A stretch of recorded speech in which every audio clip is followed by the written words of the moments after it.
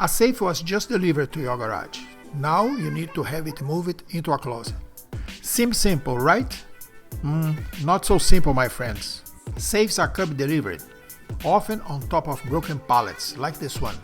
They are screwed either to the pallet or temporary metal supports, like this one. They also come strapped to the pallet with steel belts. Anyways, it is always a lot of work.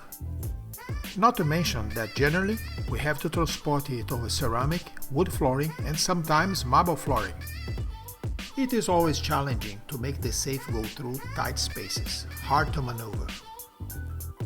And here, inside of this tiny closet, is where the customer wants the GunSafe to be placed. Well, that said, let's start by pulling the safe out of the garage and removing it from the broken pallet. We use multiple hydraulic tools in the process.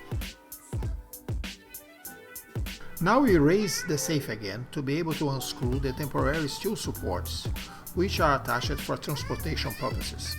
The safe must be completely stabilized and secured before we dare to put our hands and arms underneath it. Moving gun safes is a serious and dangerous business. We set up two ramps. One will go over part of the garden dirt. The second one will clear the step to enter the house.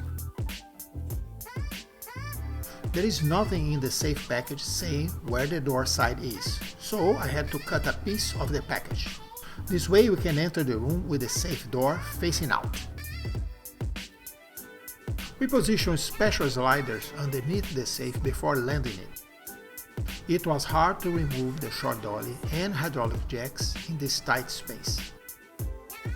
Now I push the safe to its final position and that is it.